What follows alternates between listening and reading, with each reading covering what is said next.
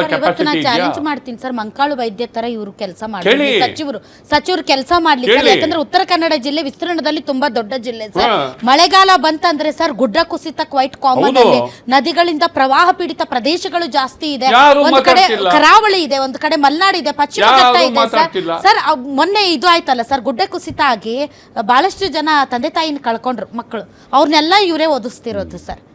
ಪ್ರತಿ ಒಂದು ಕೇಸನ್ನು ಇಂಡಿವಿಜುವಲ್ ಆಗಿ ನೋಡ್ತಾರೆ ಮಂಕಾಳು ವೈದ್ಯ. ಆ ವಿಚಾರದಲ್ಲಿ ಇದನ್ನ ಮಾಡೋದಿತ್ತು ಅಂದ್ರೆ 60 ದಿನ 2 ತಿಂಗಳು ಏನ್ ಮಾಡಿದ್ರು? ಅದು ಏನು ರಾಹುಲ್ ಗಾಂಧಿಯವ್ರ ಹತ್ರ ಇವ್ರು ಹೋದ್ರಂತೆ, ಡಿಸ್ಕಸ್ ಮಾಡಿದಂತೆ, ಏನಿದು ಪಟ್ಟಿ ಅಂದ್ರಂತೆ, ನಾನೇ ಕಂಟ್ರೋಲ್ ಮಾಡ್ತೀನಿ, ಕಮ್ಮಿತ್ತೆ ನ್ಯೂ ಲಿಸ್ಟ್ ಅಂತ ಅಂದ್ರಂತೆ. ಆಮೇಲೆ ನ್ಯೂ ಲಿಸ್ಟ್ ತಗೊಂಡು ಹೋದ್ರಂತೆ. ಇದೇನಿದು ಅಂತ ಹೇಳಿ ಅವರೊಂದು ಬೇರೆ ಲಿಸ್ಟ್ ಸ್ಟಡಿ ಮಾಡ್ಕೊಂಡಿದ್ರಂತೆ. ರಾಹುಲ್ ಗಾಂಧಿ ಒಂದು ಕರ್ನಾಟಕ ಇವ್ರ ಅಪ್ಪನ ಮನೆ ಆಸ್ತಿ ಅವ್ರು ಮಾಡ್ಕೊಂಡ್ರಂತೆ. ಅಲ್ಲ ಸರ್, ಅವ್ರು ಹೆಂಗ್ ಮಾಡ್ತಾರ ಅದನ್ನ ನಾವು ಆಮೇಲೆ ಆ ಲಿಸ್ಟ್ ಕೊಡಕ್ಕಿಂತ ಮೊದಲು ಫಾರಿನ್ ನಿಂದ ಬರೋವರೆಗೆ ಕಾದು, ಆಮೇಲೆ ಪಾರ್ಲಿಮೆಂಟಿಗೆ ಹೋಗಿ, ಪಾರ್ಲಿಮೆಂಟ್ ಅಲ್ಲಿ ಹೋಗಿ ಕುತ್ಕೊಂಡು ಮತ್ತೆ ಅವತ್ತು ಡಿ ಕೆ ಶಿವಕುಮಾರ್ ಅವ್ರನ್ನ ಎತ್ತಾಕೊಂಡು ಹೋಗ್ತಿದ್ರಂತೆ ಧರಣಿ ಕೂತಾಗ. ಆಮೇಲೆ ರಾಹುಲ್ ಗಾಂಧಿ ಹೇಳಿದ್ರಂತೆ ಅವ್ರ ಚೀಫ್ ಮಿನಿಸ್ಟರ್ ಎತ್ತಾಕೊಂಡು ಹೋಗ್ಬಿಟ್ರೆ ಬೇಕಾದ್ರೆ ರಾಹುಲ್ ಗಾಂಧಿ ಅವ್ರು ಡಿ ಕೆ ಶಿವಕುಮಾರ್ ಅವ್ರನ್ನ ಬಚಾವ್ ಮಾಡಿ ಪಾಪ ಅವ್ರನ್ನ ಹೆಂಗೆ ಪಾರ್ಲಿಮೆಂಟ್ ಅಲ್ಲಿ ಇಡಿಯಟ್ ಅಂತ ಅಂದ್ಬಿಟ್ರು. 3 ಸರಿ ಇಲ್ವಂತೆ ಇಡಿಯಟ್ ಅಂತ ಅದೊಂದು ಆಯ್ತಲ್ವಾ ಇಡೀ ಮೂರ್ಖರು ಅಂಧಭಕ್ತರು ಸರ್. ಇವಾಗ ಅವ್ರಾದ್ರೂ ರೆಡಿ ಮಾಡ್ಲಿ, ಇವ್ರಾದ್ರೂ ಅವ್ರ ಹತ್ರ ಒಂದ್ ಲಿಸ್ಟ್ ಆದ್ರೂ ಇರ್ಲಿ, ಇವ್ರ ಹತ್ರ ಒಂದ್ ಲಿಸ್ಟ್ ಆದ್ರೂ ಇರ್ಲಿ, 10 ಲಿಸ್ಟ್ ಇರ್ಲಿ ಅವ್ರ ಹತ್ರ, ಏನು ಹೈಕಮಾಂಡ್ ಹತ್ರ, ನಮ್ಮ ಸ್ಟೇಟ್ ಅವ್ರ ಹತ್ರ, ಒಟ್ನಲ್ಲಿ ಎಲ್ರು ಕೂತ್ಕೊಂಡ್ ಡಿಸ್ಕಸ್ ಮಾಡಿರ್ತೀರಾ. ಕೊನೆಯದಾಗಿ ನೀವು ಬೇಕಾದ್ರೆ ಇನ್ನೂ ಒಂದಿನ ಟೈಮ್ ತಗೊಳ್ರಪ್ಪ. ಕೊನೆಯದಾಗಿ ಲಿಸ್ಟ್ ಅನೌನ್ಸ್ ಮಾಡ್ಬೇಕಾದ್ರೆ ಖಂಡಿತವಾಗಿ ಒಂದು ಕ್ಲಾರಿಟಿ ಬೇಕಾಗಿತ್ತು. ಸಣ್ಣ ಮಕ್ಕಳು LKG UKG ರಿಸಲ್ಟ್ ನೇ ಕರೆಕ್ಟ್ ಆಗಿ ಅನೌನ್ಸ್ ಮಾಡ್ತಾರೆ. ರಾಜ್ಯದ ಇಷ್ಟು ದೊಡ್ಡ ವಿಷಯ ಕ್ಲಾರಿಟಿ ತಗೊಳ್ಳೋದಕ್ಕೆ ಬಿಟ್ಟಿಲ್ಲ ಮಾರುತಿ. ಯಾಕೆ ಅಂತಂದ್ರೆ ಇವ್ರು ಲಿಸ್ಟ್ ಕೊಟ್ಟು ಬಂದ್ರು, ನಾವು ಲಿಸ್ಟ್ ಫೈನಲ್ ಮಾಡಿ ಕಳಿಸ್ತೀವಿ, ನೀವು ವಾಪಸ್ ಹೋಗಿ ಅಂತ ಕಳಿಸ್ಕೊಟ್ರು. ಮೋಸ್ಟ್ಲಿ ಬೆಳಿಗ್ಗೆ ಡಿ ಕೆ ಶಿವಕುಮಾರ್ ಅವ್ರಿಗೆ ಒಂದು 11 ಗಂಟೆ ಅಷ್ಟೊತ್ತಿಗೆ ಲಿಸ್ಟ್ ಸಿಕ್ತು ಅಂತ ಅನ್ಸುತ್ತೆ. ಆ ಲಿಸ್ಟ್ ನೋಡಿದ ತಕ್ಷಣ ಫಸ್ಟ್ ಎದೆ ದಸಕಂದಿದ್ದೆ ಡಿ ಕೆ ಶಿವಕುಮಾರ್ ಅವ್ರಿಗೆ.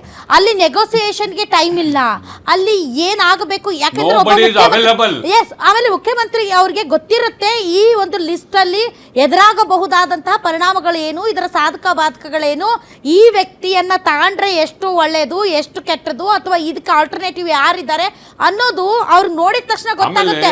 ನೆಗೋಸಿಯೇಷನ್ ಮಾಡೋದಕ್ಕೆ ರಾಹುಲ್ ಗಾಂಧಿ 60 ದಿನ ಕಾಯ್ಬೇಕು, ಅವ್ರ ಮನೆ ಮುಂದೆ ಹೋಗ್ಬೇಕು.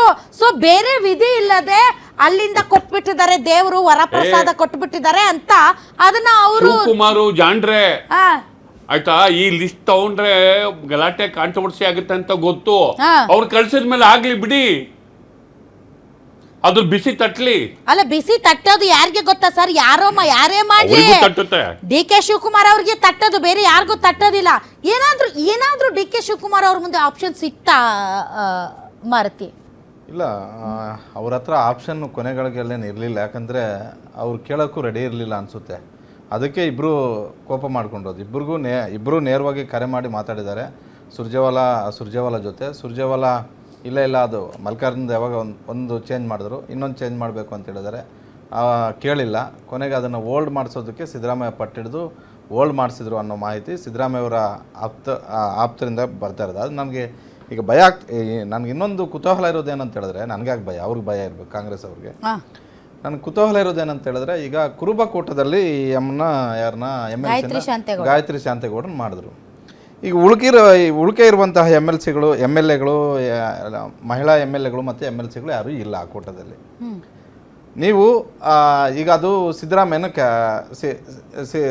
ಪ್ರಪೋಸ್ ಮಾಡಿದ್ರು. ಮಹಿಳೆಯರನ್ನ ಮಾಡಿಲ್ವಲ್ಲ ಇಲ್ಲಿ ಅವ್ರನ್ನ. ಇವಾಗ ಉದಾಹರಣೆಗೆ ಲಕ್ಷ್ಮೀ ಹೆಬ್ಬಾಳ್ಕರ್ ಅವ್ರನ್ನ ಬೆಳಗಾವಿ ಕೋಟ ಅಂತ ನೋಡ್ಬೇಡಿ, ಮಹಿಳಾ ಕೋಟ ಅಂತ ಬೆಳಗಾವಿ ಕೋಟ ಅಂತ ನೋಡ್ಬೇಡಿ, ಲಕ್ಷ್ಮೀ ಹೆಬ್ಬಾಳ್ಕರ್ ಅವ್ರನ್ನ ಲಿಂಗಾಯತ ಕೋಟ ಅಂತ ನೋಡ್ಬೇಡಿ.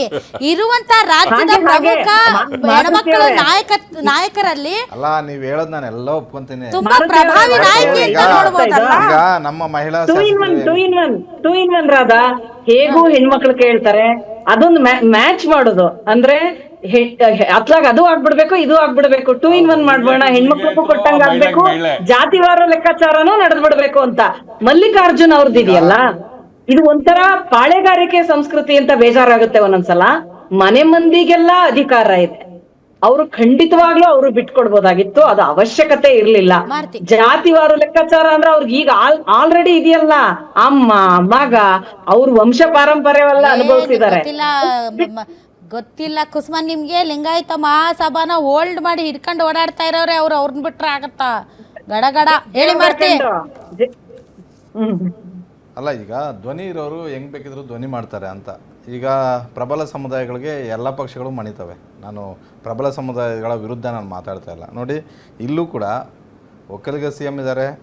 ಒಕ್ಕಲಿಗರೇ ಎಷ್ಟು 6 ಜನ ಸಿ ಎಂ ಜೊತೆಗೆ 5 ಜನ ಸಚಿವರು. ಮಂಡ್ಯಕ್ಕೆ 2 ಬೋನಸ್, ಮಂಡ್ಯಕ್ಕೆ ನಮ್ಮ ಉತ್ತರ ಕನ್ನಡಕ್ಕೊಂದು ಇಲ್ಲ. ಅಲ್ಲ, ನಾನು ಅಲ್ಲಿ ಆಗಬಾರ್ದು ಅಂತಿಲ್ಲ. ಮತ್ತು ಆ ಸಮುದಾಯದವ್ರು ಇನ್ನೇನಪ್ಪ ನಮ್ಮ ವಿರುದ್ಧ ಮಾತಾಡ್ತಾನಂತೆ. ಎಲ್ಲ ಯಾವ ಸಮುದಾಯಗಳ ವಿರುದ್ಧನಲ್ಲ.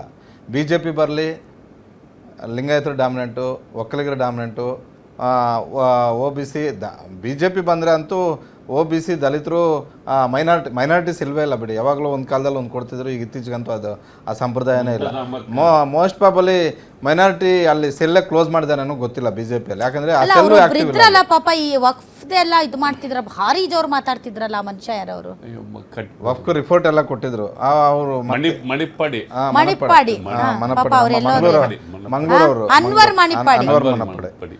ಅಲ್ಲ, ಇದ್ದಾಗ ಕೊಟ್ಟಿದ್ದಾರೆ. ಯಡಿಯೂರಪ್ಪ ಅವ್ರು ಇದ್ದಾಗ ಒಂದು ಮಿನಿಸ್ಟ್ರನ್ನು ಕೂಡ ಕೊಟ್ಟಿದ್ರು. ಅದಾದ್ಮೇಲೆ ಯಾರು ಬೇರೆ ಅವ್ರು ಬಂದ್ಮೇಲೇನು ಮುಂತಾಜ್ ಅಹಮದ್ ಖಾನ್ ಅದು ಬಿಟ್ಟಾಗೋಣ. ಆದರೆ ಕಾಂಗ್ರೆಸ್ ಅವರು ಪದೇ ಪದೇ ಮಾತಾಡೋದು ಸಾಮಾಜಿಕ ನ್ಯಾಯ ಅಂತ. ನಿಮ್ಮ ಸಂಪುಟದಲ್ಲೇ ಅನ್ಯಾಯ ಇದ್ದಾಗ ನೀವು ಹೆಂಗೆ ಹೇಳ್ತೀರಾ ಸಾಮಾಜಿಕ ನ್ಯಾಯ ಅಂತ?